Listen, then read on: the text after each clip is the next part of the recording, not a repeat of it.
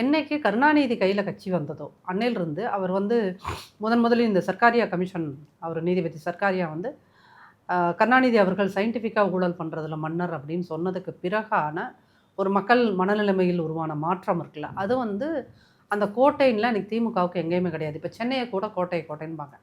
ஆனால் சென்னையை நீங்கள் கோட்டை அப்படின்னா சென்னையில் இருக்க 12, 13 தொகுதிகள் அப்படியே காலங்காலமாக அது திமுகவுக்கு தானே வரணும். இடையிலேயே அதிமுக வருது, இல்லை வேறு கட்சிகளையா வருது. அப்போ இந்த கோட்டை அப்படின்னு சொன்னீங்கன்னா, அங்கே ஒரு கோட்டைனா ஒரு நீங்கள் அந்த கோட்டைங்கிற வார்த்தையை எங்கே இருக்குது நீங்கள் வரலாற்றுலேருந்து எடுக்கிறீங்க.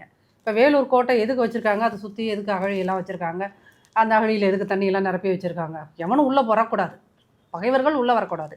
அப்போது நீங்கள் வந்து இது கோட்டை கோட்டைன்னு சொன்னீங்கன்னா, திமுகவோட கோட்டை அது திருவாரூர் மாவட்டத்தை நீங்கள் எடுத்துக்கிட்டாலும் சரி, தஞ்சாவூர் ஒட்டுமொத்த ஒருங்கிணைந்த தஞ்சையை எடுத்துக்கொண்டாலும் சரி, இங்கே சென்னையை எடுத்துக்கொண்டாலும் சரி, யாருமே உள்ளே என்ட்ராகாமல் இருந்தால் தான் அது கோட்டை.